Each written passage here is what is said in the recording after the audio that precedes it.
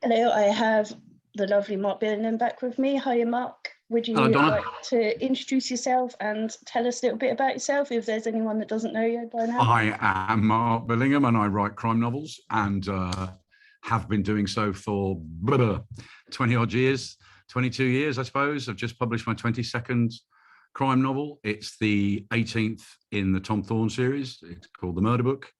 And yeah, it came out came out last Thursday. So I'm kind of tearing about pimping it shamelessly, which is kind of, there's two parts of the job. There's writing the book and there's the shameless pimping. And actually, I enjoy the shameless pimping more than the writing, actually. The writing is the job. And once that's done, then you can have fun doing the shameless pimping. Is that the only reason why you write, so you can go show off all around the country? Yeah, pretty much. Yeah, pretty well. There has to be a kind of perk. Writing is not easy. I mean, and even when it's easy, it's still sort of lonely. It's still just you. So any chance to do something that involves somebody else, whether it's talking to somebody like yourself or talking live at an event with another writer, or tearing around the country with 5 other crime writers playing music, whatever it might be, is always a lot of fun. Yeah. Because you just got back from Canada, haven't you, as well? Yeah. There was a new festival over there called the Motive Festival, which is attached to the Toronto International Festival of Authors, which is a big general literary festival. And now they've started a specialist crime festival called Motive, and they invited the fun-loving crime writers over. So the 6 of us went over there for a week and did a couple of shows, and we all had separate book events, and yeah, it was terrific. And we had one show that was really special, outdoors on the waterfront, in this big outdoor amphitheatre, looking out at Lake Ontario and the sun going down. And it was great. And we're all looking at each other going, how did this happen? This is just brilliant. So yeah, all that stuff is a lot of fun. Yeah. Yeah, I think when we spoke last time, you were just about to release, is it Rabbit Hole? Yeah. And you were due to have a big birthday. I was due to have a big birthday. The big birthday has happened, obviously. And yeah, Rabbit Hole came out, which was a very different book for me. That was a standalone book, set entirely on a psychiatric ward and entirely in the first person. Not the easiest book I've ever written, but I thoroughly enjoyed it, spending time inside that character's head. And yeah, that's out in paperback now, so I'm still talking about that. But it's weird, it seems like only yesterday that book came out, and now the Murder Book is in my head, and the book I've just finished is in my head, which will be coming out next year. So it's sort of like, what book am I talking about? Where are we again? It's the weird sort of lag, from when you deliver a book to when it comes out, and by that time you've written another one. And hey, it's all good, but sometimes you get a bit confused when you get to my age, Donna. You're fine. Yeah, all right. It was 40, wasn't it? The big birthday? Yeah, that's right. That's absolutely right. I'll settle for that. Hey, I'd settle for 50, for God's sake, but. You're fine. And yeah, I hadn't met you, but I've since seen the Fun Loving Crime Writers live at Bloody Scotland, which was epic. Oh, that was great. Which was the first time, wasn't it, that you'd played after COVID? Yeah, that was our first gig back after COVID. We had to cancel a lot of shows. Obviously, during lockdown, we had to cancel everything, of course. It's not a major gripe. But yeah, that was a big show. So we had to get back together again early and rehearse a bit, or rehearse a lot, because we hadn't done a show for a couple of years, But that was brilliant. It was such good fun. And yeah, we're getting back into it. We've got a little break now, and then a very, very busy August.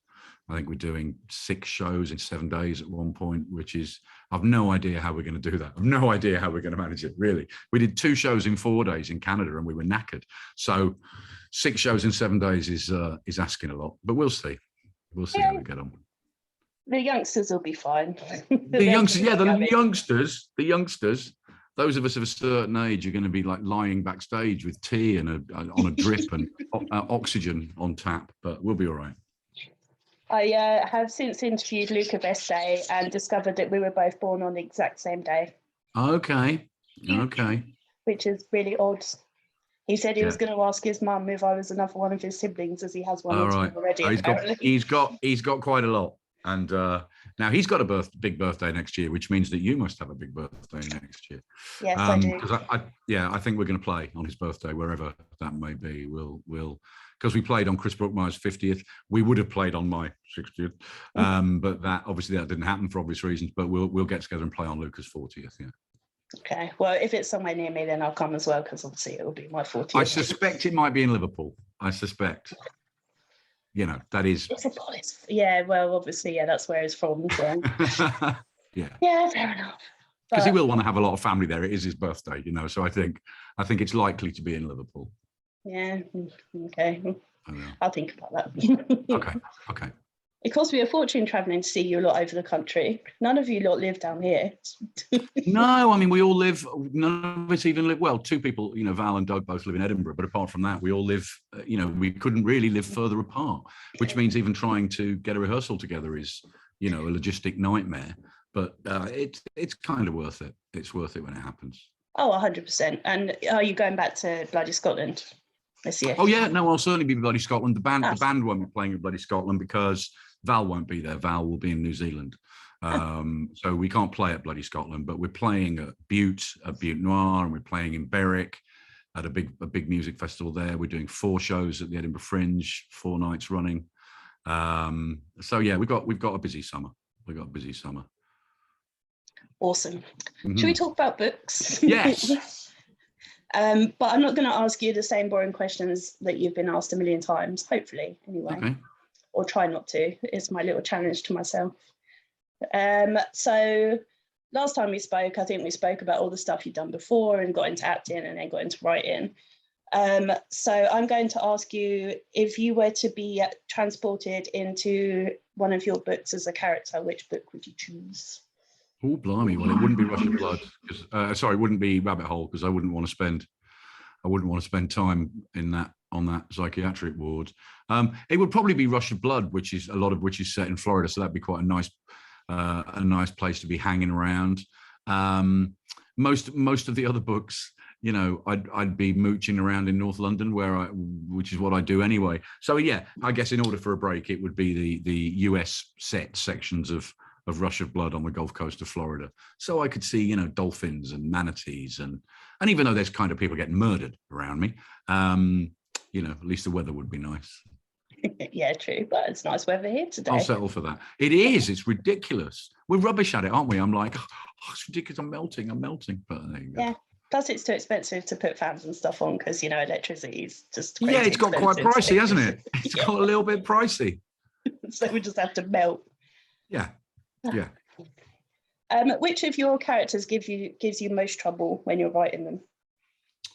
Well, in terms of the character, I suppose the characters I write regularly, there's only really 3 or 4 of them that feature in all the books: Thorne and Hendrix and Tanner and Brigstock. I don't know, maybe Nicola Tanner gives me the most trouble, because with Hendrix and Thorne, I've usually got them, they've got each other to bounce off, and those scenes are a lot of fun to write. With Tanner, who's been quite lonely of late, although that might be changing, if you've read the last book, it's usually just her and her cat, and those and she's still grieving her partner who was murdered. So those are quite tricky chapters to write, to get the tone right. So yeah, it's probably her. I mean, I'm not saying I find writing Thorne easy. It's always a challenge, because it should be, because I'm trying to do different things with him, and he's a different character now. He's so much different. And in the murder book, just in that book, he goes through such a lot and changes so much. I can't write the same Thorne I've written before. I have to write it almost like he's a new character. I have to accept the backstory he's got and all the stuff that's happened to him, and that plays an enormous part in the murder book, and that all sort of comes to a big head, and lots of chickens come home to roost. But yeah, I mean, no characters that you write should be easy. It shouldn't be easy. If it's easy, it's rubbish. If it's easy, it's probably because it's rubbish. Okay, so if you were to take out one of your characters for a meal, who would you choose, and what would you ask them? Almost certainly Phil Hendrix. Thorne would be a right miserable bugger. I wouldn't want to take him out for a meal. So yeah, I'll take Hendrix to Nando's, and and he can tell me some pathology secrets. Pathologists have got great stories, just great stories, which I have mined endlessly. I'm in touch with a couple of pathologists, and some of the stories are incredibly dark. They've worked on some horrendous cases, but then once you get the horrendous cases out of the way, they tell you darkly funny stuff. They all have a very dark, twisted sense of humor. So yeah, I think I'd have a great night over spicy chicken in Nando's with Phil. Definitely. Yeah, your black book must be insane. The amount of people, from comedians to specialists. Yeah, the thing is, people get a bit suspicious now, because when you ring them up and go, "How you doing?" They're like, "What do you want?" it's like, fancy going for a pint or a coffee, and it's like, yeah, what do you need? I mean, it is great to have those contacts, though. And, over 20 years, yeah, that black book has got, I wish there was a black book. It's nothing as sinister as that. It's just an email contact list and some phone numbers. But yeah, it's nice to have people to call on. Oh, I need a forensic anthropologist. I need a pathologist. I need a psychiatrist. I need a neurologist. I need coppers. I need whatever, paramedics. I need people that work for border control. I need, there's always somebody. And actually, people are really happy to help. And if you can't find them, you'll find another crime writer who's got that contact. I mean, the CWA actually publish a handbook every year, and in the back of it lists all the members of the Crime Writers Association and kind of what their areas of expertise are. So, talk to this person if you want to talk about firearms, this person if you want to talk about arson investigation, whatever it might be. So yeah, there's 1,000 different contacts out there. Yeah, I was watching you talking to Will Dean, I think, and you're just like, yeah, I just went to America and I was just interviewed by this person and this person. And even Will Dean was like, just throwing these names out there, some of the biggest American crime writers. That was just, you make a lot of contacts and a lot of friends in 20 odd years. And all those writers I've mentioned, I've known for that long. And it was just a much happier tour to go to Baltimore and be interviewed by Laura Lippman, to go to Atlanta and be interviewed by Karen Slaughter, to go to New York, be interviewed by Lee Child, to go to Tampa, be interviewed by Mike Connolly. And it's pure, and it's very selfish. It's very selfish because, firstly, they're bringing in a huge crowd because they're Michael Connolly and Lee Child and in their hometowns, so they're bringing in a big crowd. I get to have the pleasure of being interviewed by them, and then we go out and have something to eat. It's not Billy No Mates going back to a lonely hotel room in New York somewhere. So it was a very, very selfish thing, but it made the tour much more enjoyable. Yeah. Yeah, it sounds amazing. Yeah, not jealous at all. I'm sure Will D wasn't at all jealous either. Well, it's an easy thing to do. I'm not stopping anybody else doing it. It's not like I haven't copyrighted the idea. And you know what? The same thing happens in reverse. If US authors come over here, they do exactly the same thing. I mean, I'll be interviewing Michael Connolly in Harrogate. The favors are returned constantly. So yeah, it's cool. It just made me laugh. If you were to be a fictional killer, how would you kill your victims? Well, if I wanted to get away with it, which I suppose most fictional killers do, the best. This is awful. Talk about how to kill somebody.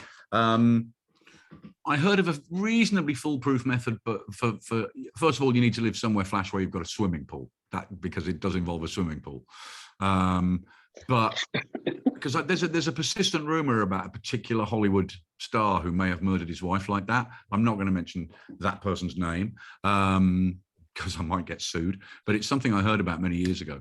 That a couple are sunning themselves and drinking by a swimming pool, drinking heavily all afternoon, and then the wife, the husband gets into the pool with the wife and drowns her, or the wife gets into the pool with the husband and drowns him. Either way, and then you just very calmly get out of the swimming pool, go upstairs, have a shower, come back down half an hour later and go, oh my God, my wife / husband / partner has drowned. You call the police. And, you left them by the pool, they were drinking, they've dived in, they've, got into trouble because they were drunk and they've drowned. You don't want to be trying to drown someone who's got very, very sharp nails, who's going to leave all sorts of defensive wounds all over you. But I think that's a pretty good method. I'm sure somebody can pick holes in it, but I think that might work.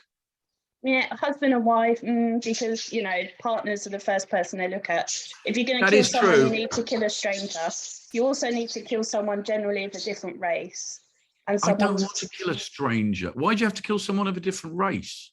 because they don't look at that. I have a forensics degree, so I know these things.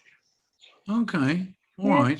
Just FYI, well, I mean, I suppose it can't be the hardest thing in the world to kill somebody. Whenever there's cameras everywhere, isn't there? There's cameras everywhere. It's, but half of them. I suppose the easiest way to get away with murder is to kill a complete stranger, utterly at random, one night on the street. But it's horrible. What a horrible question, Donna. What a sick and twisted person you are. Well, apparently, when I say that authors are weird because of the stuff they write, apparently readers are just as weird because. I think readers are weirder. Readers are far weirder. We're just making stuff up. You live with this stuff in your head all the time. Yeah, absolutely. Okay. When I said that, I was like, actually, yeah, good point. Yeah. Okay, so if you were fictionally murdered, who would you want to solve your case? Oh, who would I want working on my case? Oh, that's a very good question. Well, I mean, I've got to say Thorne, haven't I? I can't really, I mean, if I can go back, Sherlock Holmes would sort it out for me in 5 minutes. I'm sure he would, but he's dead. Well, he's fictional and dead. Not that Thorne isn't fictional as well. But yeah, no, I don't. At least with Thorne, I don't think he'd give up. He'd keep at it, even if his bosses went, leave it, it's a dead end, put it on the back burner. We got nothing to go on. He was just found in a swimming pool. He'd carry on. He'd keep digging. So yeah, he'll do, and that would give me a sort of pleasure knowing that him and Hendricks were on the case. Yeah, that's interesting. Not many authors choose their own characters, which I always think is really odd. But well, I mean, again, depending on if I was murdered in America somewhere, I'd want Harry Bosch to be doing it. Although Harry Bosch doesn't work for the police anymore, but I'd like him to get brought in as a kind of advisor, as a sort of special advisor. And again, he's just not somebody you want. Somebody who isn't going to give up. You want somebody who's kind of dogged and driven and stubborn and doesn't know when to quit. One of those characters. I think I'd like Reacher just because I know that some people along the way get knocked out. Oh yeah, Reacher would hurt a lot of people on the way for sure, which again would give me a lot of pleasure. And again, if Reacher found out the person that was responsible, Reacher would just beat 7 shades of shit out of him, which as opposed to bringing them to justice, he'd just enact justice of his own. So that would be quite good. That'd be quite good. I'm not sure what that says about either of us actually. It's not great. Probably nothing good. Nothing good. When you're editing, which although you've written loads of books, you must still overuse word or phrases. Which are your Okay, well, that's a very good question, and every writer knows this. Okay, I've got loads of these. I mean, I think the thing I do use way too much of are ellipses, ... I use that all the time, and every time I deliver the first draft, my editor gets back and go, "Do you know how many ellipses there are in this book?" We go like 486, and I'm like, bloody hell! So I always have to take them out. It's just like a little tick. It's like a little weird tick I have that I constantly, instead of going full stop, go ... I don't know why. I overuse certain words and phrases, which I then have to check. Things like pretty much, just about, more or less, and I have to swap those around. And I suddenly realize I've used the word pretty much all the time. So I have to rewrite that a lot. Actions that characters do. My characters are constantly shrugging and nodding. And I know I'm not alone in this because writers talk about this. It's like you try and find some kind of action to go with the line of dialogue. And it invariably involves a nod or a shrug, or it involves actions that you can't find words for. You know how like you're talking to somebody and you go, "What's that? What is that? How do I describe that?" Right? Or when you go, "I hate the word chuckles," for example. I can't it's a word that seems wrong to me in a crime novel. Thorne chuckled, but maybe that's exactly what he did. If I just go, "That's a chuckle." But it's such a stupid word, I can't put it in. I have problems with these things all the time. Things I overuse, expressions, actions, loads of them. But at least I'm aware of them. But you still do them.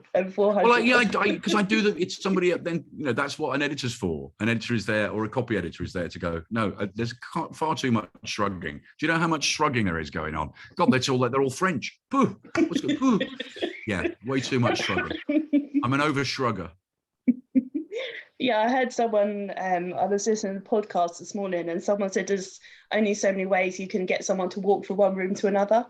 and you have to get them to walk from one room to another. But padding, I hate padding. Everyone pads, but again, how can you say they walked without, there's only so many things. So yeah, they padded, they mooched, they crept, it's like writers who try and find too many different ways to say said, when actually said does the job.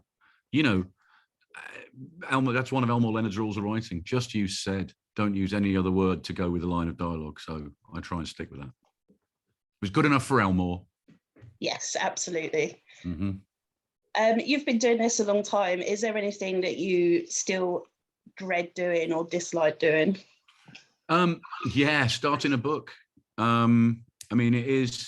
It's really stupid because it doesn't matter how many times you've done it. So I'm about to start, or will shortly start, book 24. And I'm dreading it because, book 23 is about done, and there's a big few, and isn't that great? And you think, I can maybe have a month off, but that little voice inside your head is going to go, come on, you've got to start. And by the time you sit back down to start it, it's like you've forgotten how to do it. It's really crazy. It's like you could ride a bike and then suddenly you can't ride a bike. And the first 10,000 words, you just think, I can't do this again. How am I going to do this again? And by the time you maybe get to 100 pages, you think, okay, maybe I'll get away with it one more time. Because it really is like, I'm not a planner, so it's not like a huge plan I've got that I can start going, right, here we go, off we go, chapter 1. I start to have a few ideas about things, but just that, Dorothy Parker once said, I hate writing, I love having written. And I know exactly what she means. Having the books done, seeing them in a bookshop, seeing people reading them is lovely. The thought of having to do another one. And it's that, what, Donna, it's imposter syndrome. And every writer I know has got it. You just think, this is the one that I'm going to get found out. This is the time it isn't going to work. People aren't going to want to read it, whatever it is. But, it hopefully, I'm touching wood, hopefully it will get done. But yeah, starting is always very tricky. I always say, as a reader and a blogger, half of my life is spent boosting egos and saying, no, you're fine. Your book's amazing. You're great. It's fine. Please carry on writing. Because the amount of authors are going, it's rubbish and it's not selling. No, shut up. You're fine. But please. That is most writers, and I don't really trust the writers who, if two writers are having a conversation and you go, how's the new book going? They go, brilliant. It's the best thing I've ever written. That's like, that's an alarm. You think that is going to be a dog of a book. Most of the writers I know who've written brilliant books have thought those books are rubbish all the way through. And that's the way it should be, I think. Yeah, and yet to us it's infuriating. It's like we want to shake you and go, for God's sake, like you're getting awards left, right, and centre, and everyone's raving about it, and you've got like 1 million 5-star reviews. What's wrong with you? But yeah, it doesn't matter. It doesn't matter. It's such a bizarre thing because by the time it's just, but when it's just you and the computer, you know what I mean? It's just you trying to put that sentence down and trying to make that paragraph work and trying to make that chapter work and see how that chapter fits into that. When it's just you, it's just you having a conversation with yourself, and the doubt should be there all the time. You shouldn't be just going, oh, this is marvelous, look at me, oh, what a sentence. You're just going, oh, is the but in the right place, is the and in the right place? It's, like I said before, it is not digging a ditch. It's the best flipping job in the world, and it's such a privilege to write books and to get paid for writing them. But that doesn't mean you don't have very many moments of self-doubt. One thing I noticed at Harrogate last year was you didn't get left alone at all the whole weekend. Does that get tiring at all? It's tiring at the end of the day. You go to bed way too late because you're an idiot. It's 2:00 in the morning, you're in the bar, and the voice in your head going, go to bed, you silly old fool. But then, somebody else has come and have a drink, or there's somebody you haven't seen for the whole weekend. But that is what you're there for. You're there to be, and it is tiring being on, kind of being on, not just when you are supposed to be on, because you're doing that interview and you're supposed to have that session and you're posting the quiz or you're doing whatever you're doing. Obviously, about those, but the rest of the time is when you're just standing around with a drink in your hand and a reader wants to have a chat. And that's what you're there for. You're there to meet every bit as much as you're there to meet all your fellow writers and go, oh, hello, mate, how are you? I haven't seen you for a while. You're there to meet readers.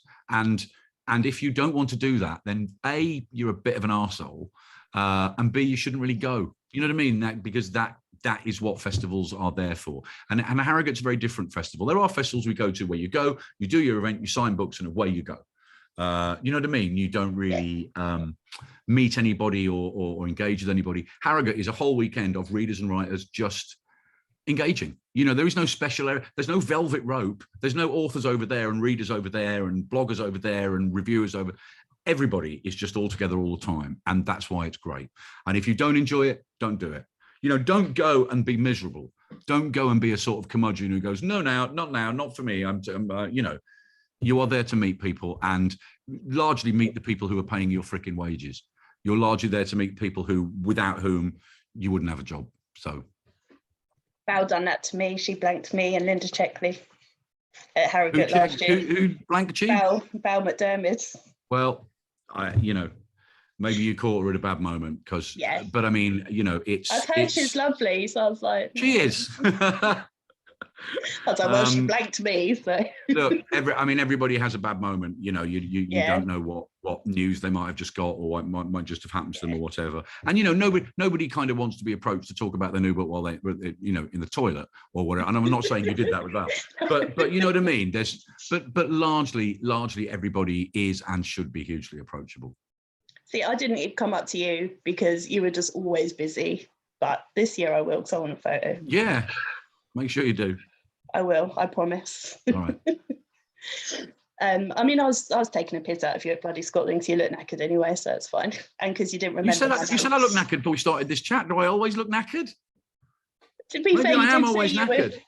Well, I see you when you're busy, so you know, Yeah. I can't help it. It's not like I see you in daily life because that would be really weird. That would be odd.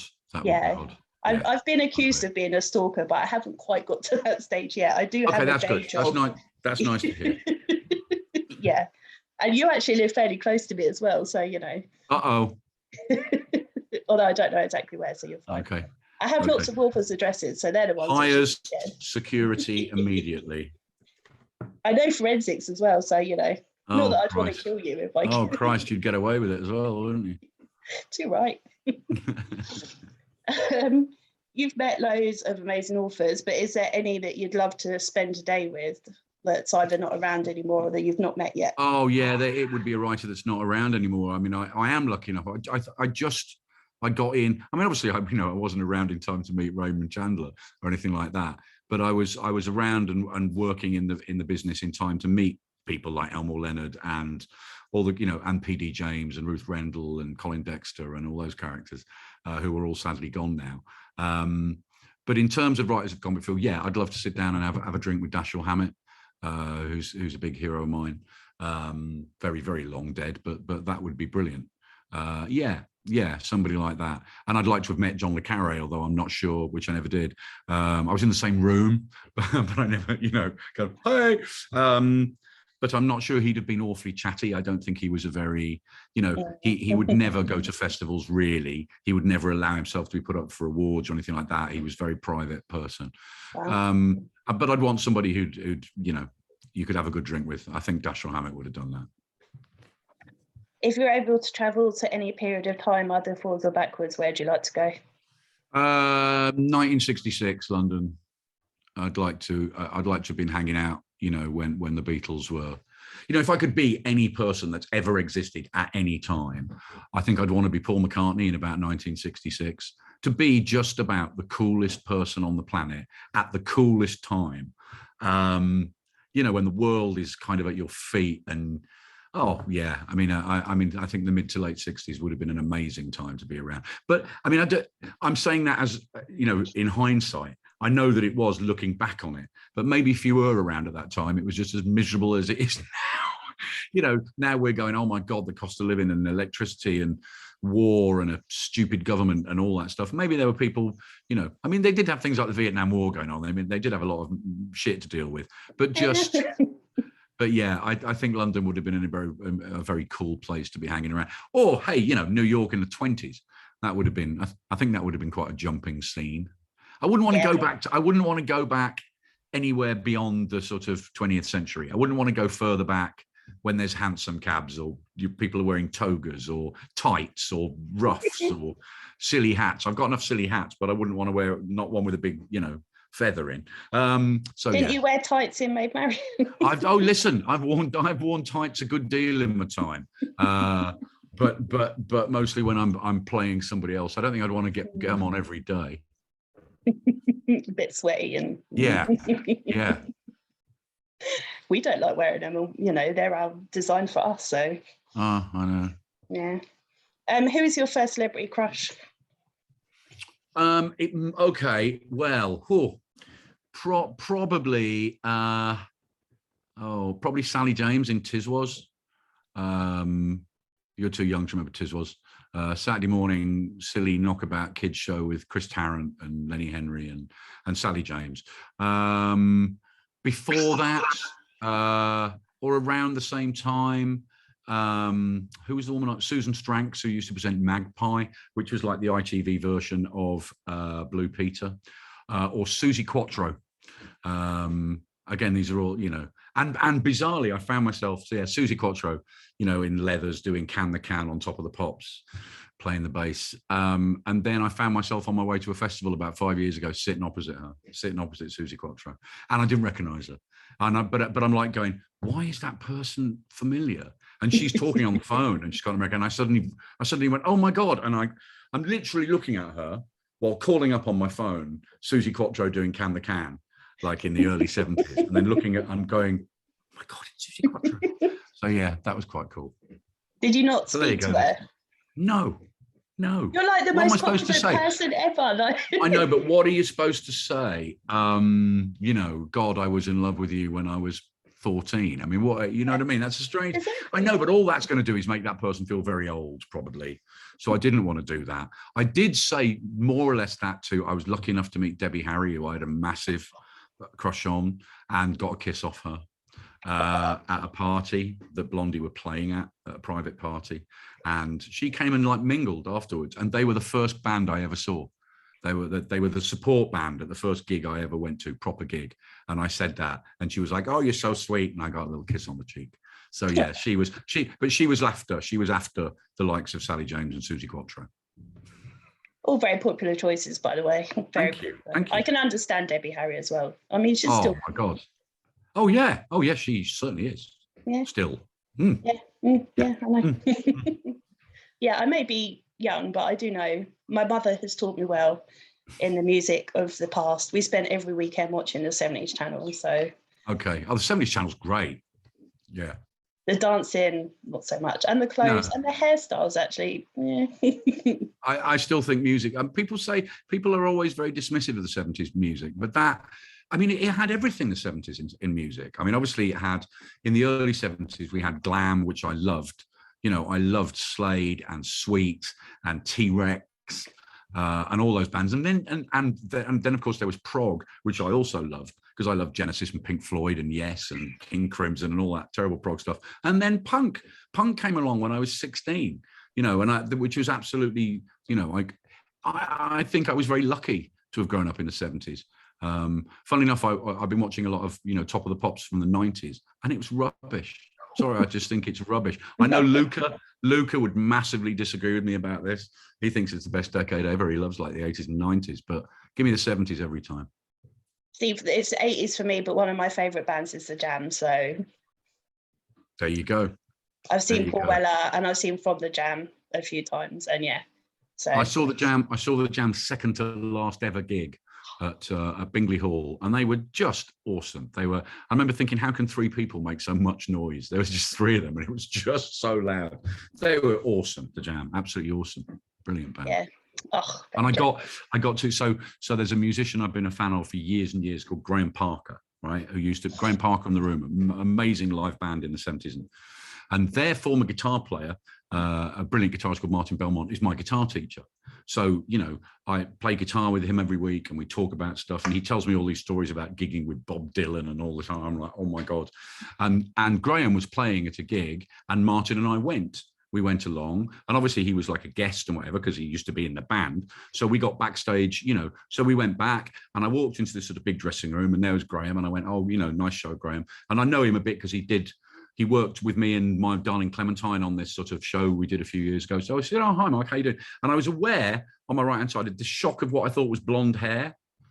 And he went, "Oh, Mark, this is," and I looked over and I went, "Paul Weller." And I don't think I actually said Paul Weller, but that's what I was thinking, just shouting Paul Weller in my head. And I was like, "Oh, hello, mate. How you doing?" And he went, "All right, man." I'm thinking, Paul Weller, just sitting on the sofa. That was awesome. That was absolutely awesome. Yeah, that's amazing. I mean, my mum and I go to From the Jam, and it's Bruce Foxton, isn't it? That's still the original. I think he may recognise us because we always stand at the front. So that's pretty cool, yeah. So we stand his side rather than the side of the guy that's doing the singing, Paul Weller's stuff. Yeah, because Bruce Foxton was in the Jam, so you want to stand on his side. Yeah, exactly. And I swear he hasn't aged a day. No, he looks pretty good. And actually, I think Rick Buckler looks pretty good. He really looks good. I mean, Weller still looks great. Weller's just such a stylish human being, you know. Yeah, and Brucey still jumps and does his weird little jumpy thing that was like, bloody hell. Good. That's what you want. Yeah, it's awesome. Yeah, lots of people reliving their youth. Yeah, nothing wrong with that, Donna. Nothing wrong with that. Absolutely not. Where's the strangest or funniest place you've ever woken up? In a skip? No, I don't think I've ever woken up in a skip. I remember waking up in a park. I have woken up in a park. I remember when I used to live in South London, and we went to some party, and it all got a bit out of hand. I mean, this is my 20s or something, and waking up in a strange park and not having the remotest idea where I was. And I have since realised that park is virtually opposite where I then went on to live on the Holloway Road. There's a little park in there. I don't think I've ever woken up anywhere stranger than that. No. I'm most particular about where I go to bed. Usually in my bed, 99 times out of 100. Yeah. Yeah, just usually with boys, especially when they're young, they get drunk and get naked and end up falling asleep in the weirdest of places. I love it. No, nothing weirder than a park. I mean, I've constantly on a tube train. I used to do that quite a lot, where you'd wake up at the end of the line, and you'd be shaken awake by some guard going, "We're here, mate," and you'd go, "Oh, God, my stop was half an hour ago." That a few times, yeah. Yeah, I can imagine. Yeah, but I mean, it's warm, and right. Yeah. Exactly. Yeah, I totally get that. I have to put matchsticks on my eyes, otherwise I would fall asleep as well. And I snore, so I wouldn't be very popular. Yeah, bad. Although it sounds like you may have already done this, but if you were to be a woman for a day, what would you wear and what would you get up to? What do you mean? It sounds as if you've already done this. Well, what have you heard? Yeah, Luca told me all your secrets. Well, there were. I mean, yeah, there's been a lot of dressing up in frocks and stuff over the years. I bet you're very fetching in the dress. If I was a woman for a day, what would I do? Yeah, it's a perfectly normal question. Is it? No, I told you. I've got no idea. I mean, I think it would be a fascinating just to walk about and see how people react to you. That is different to how you're used to being reacted to. I mean, I think I'd be a fairly striking woman because I'd be 6'2". Yeah, you would be. So I think a lot of, I'd probably get a lot of strange look. I don't know what I'd do. Do women do things that are different to, I mean, you do, I don't see that you'd spend your day doing anything much different than I do.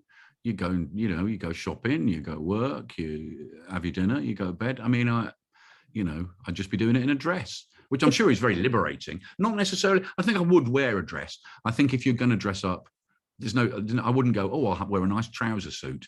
I'd want to, because on the occasions I've worn a kilt, of which there have been many, I've always found it very kind of, "Oh, yeah, I like that swishy." I do kind of like the swishy business. So, yeah, I'd just swish. That's what I'd do. I'd walk about swishing.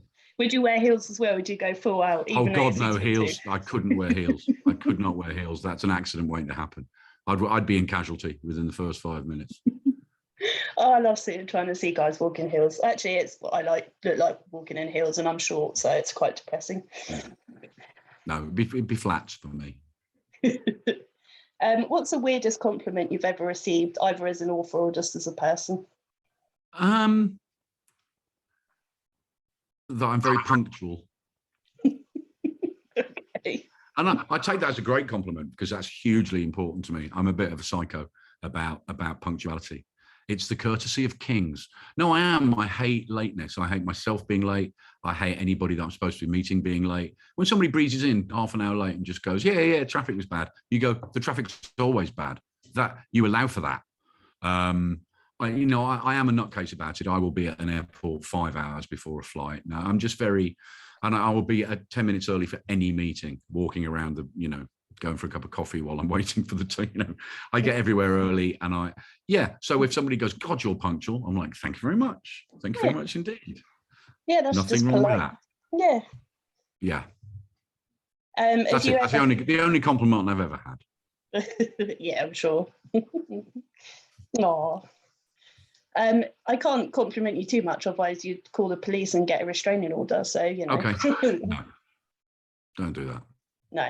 Yeah. I mean, people think. Look, to be serious, you are kind of complimented all the time when people say they like your books. Plenty of people say they don't like your books. You get plenty of emails from people going, that's rubbish, and that's fine. But whenever somebody gets in touch to go, I really like the book, or that's great, or occasionally something really amazing like, your book made me want to start reading again. I haven't read a book in 10 years, or you hear something like that.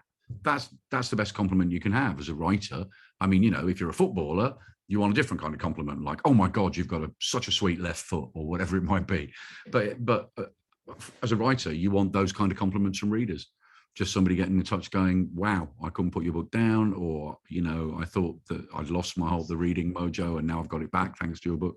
That's as good as it gets. Won't be saying that about the England team at the minute, will we? No, we won't. They need to be taken out the back and shot, I think. I wouldn't go quite that far. Nah, they're pretty bad. It's a little bit extreme, Donna, but there you go. I'm a reader, what can I say? Yeah, fair enough. So what's coming next for you? Well, so I'm shamelessly pimping the murder book, which is, the return of Thorne, the return of Stuart Nicklin, who is Thorne's nemesis, and it's the last Thorne book for a bit. He will be back. I'm not killing him off or anything, but I'm starting a new series, and the first one of those is written, and that'll be out next year. And that's a much different series about a very different kind of policeman who isn't based in London, who is very, very different to Thorne in every respect.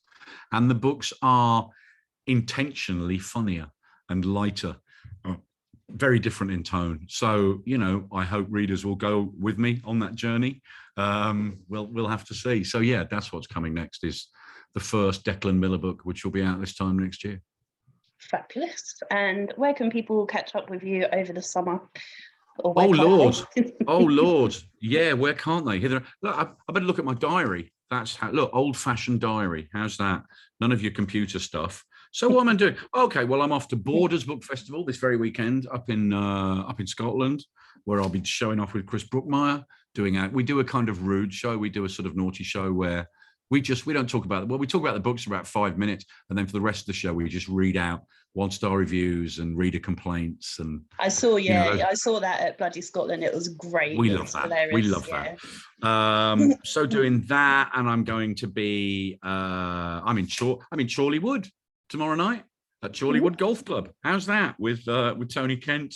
And then I've got events coming up in Essex, the Essex Book Festival, and I'm going to obviously Harrogate, and I'm in Armagh with Armagh Stuart Neville, Butte Noir, Fringe by the Sea in North Berwick, Edinburgh Festival, Edinburgh Book Festival, Capital Crime, Iceland Noir, hither and yon, Donna, hither and bloody yon. I should be showing up like a bad penny, and all that stuff's on my website anyway, in the kind of on the events page. So yeah, if anybody sees it somewhere that's kind of near them, they want to come along and shout at me, easy enough to do.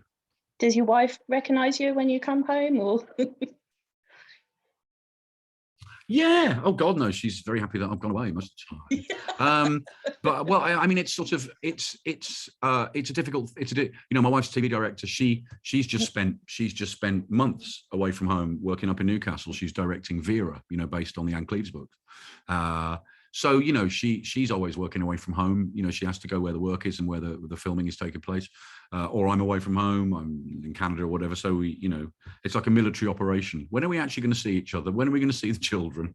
But it all works out in the end. Oh. So just before we go, would you like to tell everyone where they can find your books and where they can find out more about you?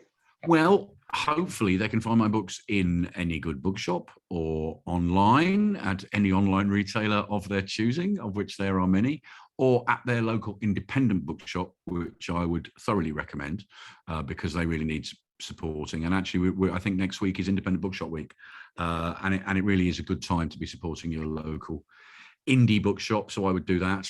If they want to find out, I mean, I'm always lurking around on social media, Twitter at Mark Billingham, my website www.markbillingham.com. I'm on Facebook, Mark Billingham author. God, you can't you can't ignore me. I'm just everywhere. Not as much as Mike Craven. I swear that guy has taken over my feeds today. All I see is his face, and it's not that pretty a face. So, you know, it's just Mike. I'm not saying that to his face. No, I wouldn't. You do have terrifying. to, you do have to do that stuff. You know, even when I started, there wasn't so much of that. You know, you would have to go to festivals and, you know, show off a bit and make a fool of yourself and stand up and talk about the books. And which you've always struggled with. And that was fine, which I've always really struggled with. Yeah, I can tell you. But now, in the age of social media, there is, you know, and boy, there's also the stuff I don't engage with, like Instagram and TikTok and that stuff, which I just don't understand. But just keeping abreast of Twitter and Facebook and keeping your website updated and doing all that stuff, it all takes time, but it's all really important. You know, you've got to, you need to, and also it's a very easy way to engage with readers. You know, if I can understand why back in the days of letters and all that sort of stuff, writers didn't always, because, you know, are they really going to spend half an hour replying to a reader or whatever it might be if they got a letter of complaint or whatever it is. But now if somebody emails you going, I really like the book, how much effort is it to go, thank you very much, that's lovely to hear, boom. It takes seconds to do. So it's a very simple way to stay in touch with people, especially in those sort of 10 or 11 months a year when you don't have a book out.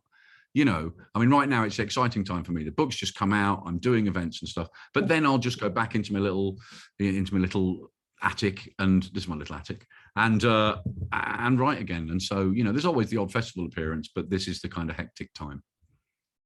And I would say I speak to loads of authors, and you're one of the easiest people to talk to and get quickest response. So if anyone wants to keep talking to you, then yeah. There's rarely an excuse for not responding, you know, in this day and age. It's easy. Yes. Well, I shall let you go. All righty. Well, thank you very much. Thank you. Thank you for interesting questions.